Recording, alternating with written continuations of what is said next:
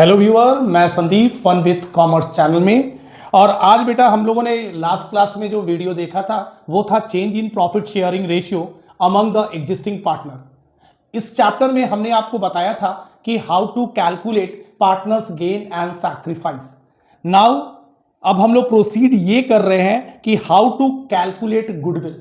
मैं आपको गुडविल के लिए एक चीज बता दूं कि गुडविल जो होता है किसी फॉर्म का वो एक एसेट्स है, और एसेट्स में वो इनटैंजिबल एसेट्स है।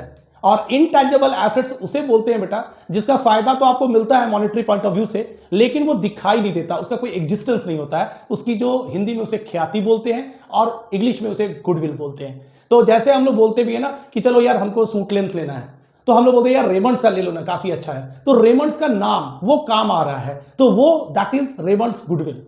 तो इसी तरह से गुडविल को कैलकुलेट करने के लिए डिफरेंट मेथड है, जिसमें एवरेज प्रॉफिट मेथड, उसके बाद super profit method, normal profit method, capitalization of average profit, capitalization of super profit. ये डिफरेंट मेथड्स है, जिसमें से हम आज आपको पहला मेथड बताने जा रहे हैं जो है बेटा एवरेज प्रॉफिट मेथड।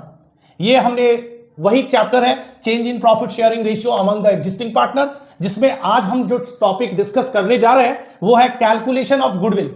और ये जो कैलकुलेशन हम लोग कर रहे हैं वो जिस मेथड से कर रहे हैं वो है एवरेज प्रॉफिट मेथड। तो चलो हम लोग इसके लिए क्वेश्चन ले लिए हैं कि the goodwill of a firm is valued at 4 years purchase of average profit of last 5 years। तो ये लास्ट 5 साल की प्रॉफिट ये गिवन है। फर्स्ट है 2018-19, 19-20 ये सेकेंड ईयर, ये थर्ड ईयर 2021, फोर्थ ईयर 21-22 और फिफ्थ ईयर 22-23। फर्स्ट ईयर का जो प्रॉफिट है वो 2 लाख है, जो मैंने यहां पे लिख दिया है। सेकेंड ईयर लॉस हुआ है, इसलिए ये ब्रैकेट में ये वैल्यू है, ये लॉस का इंडिकेशन है। थर्ड ईयर में 4,50,000 प्रॉफिट है। फोर्थ ईयर में 3,50,000 ये भी प्रॉफिट है, और लास्ट ईयर में 2,60,000 ये भी प्रॉफिट है। तो यहां पे देख रहे हो बेटा ये सारे फिगर्स है, जिसमें से एक फिगर है जो ब्रैकेट में लिया हुआ है बिकॉज ये लॉस है फॉर्म का। अब मैं आपको कुछ एडजस्टमेंट की बात करवा दूं जो काफी इंपॉर्टेंट है।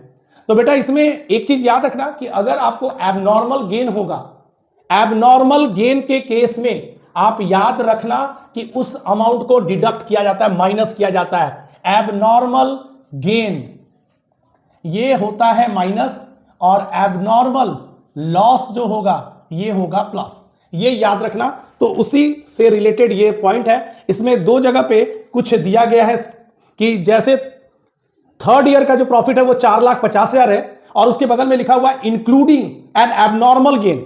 ये इतना तब हुआ है जब एक एबनॉर्मल गेन हुआ है 50,000 का, तो उस एबनॉर्मल गेन को हमने माइनस कर दिया है, क्योंकि आपको मैंने बताया एबनॉर्मल गेन जो होता है वो माइनस होता है।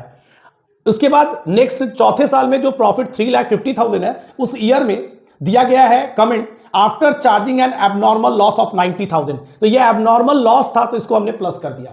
चलो ये तो हो गया एक रटने वाली बातें कि एबनॉर्मल लॉस होगा तो प्लस कर दो, एबनॉर्मल गेन होगा तो माइनस कर दो। लेकिन अगर कोई इसके पीछे कारण जानना चाहोगे तो उसका रीजन ये है बेटा, एबनॉर्मल लॉस वो लॉस होता है जो रिकरिंग नेचर का नहीं होता है, वो आपके फर्म में हमेशा नहीं होगा।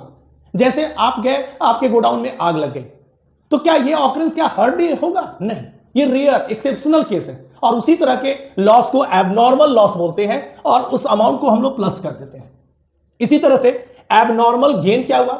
मान लो आज कबाड़ी वाला आया, हमने कंप्यूटर अपना था वो बेच दिया, उसमें हमको कुछ प्रॉफिट हो गया, तो हमारा सेल परचेज का तो बिजनेस है नहीं, हम तो डेली बेचेंगे नहीं, तो इसलिए वो हो गया एबनॉर्मल गेन। यानी वो गेन या वो लॉस जो रिकरिंग नेचर का ना हो उसे हम एबनॉर्मल बोलते हैं। और उसके लिए आपको मैं बता दूं कि एबनॉर्मल गेन होगा उसको सब्ट्रैक्ट करना, एबनॉर्मल लॉस को प्लस कर देना। अब आगे प्रोसीड करते हैं इस क्वेश्चन पे। 2 लाख में कोई एडजस्टमेंट नहीं है तो एक्चुअल भी 2 लाख हो जाएगा। 3 लाख में कोई एडजस्टमेंट नहीं है तो 3 लाख का लॉस हो जाएगा।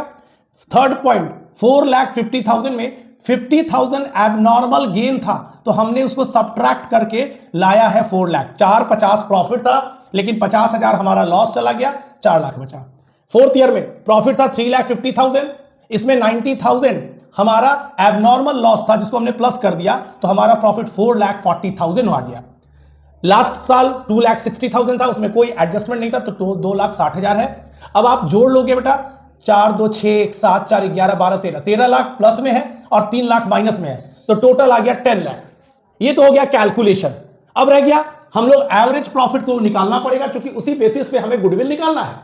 तो average profit equal to 10 lakh divided by number of year 1 2 3 4 5, तो ये 2 लाख आ गया, ये एवरेज प्रॉफिट है। और इस क्वेश्चन में बोला है बेटा स्टार्टिंग में कि the goodwill of a firm is valued at 4 years purchase of average profit. तो 4 ईयर परचेज का मतलब जो एवरेज प्रॉफिट आया है उसको 4 से मल्टीप्लाई कर दो और ये रहा आपका 8 लाख, यही है आपका गुडविल। तो ये है कैलकुलेशन का तरीका जो आपके सामने है।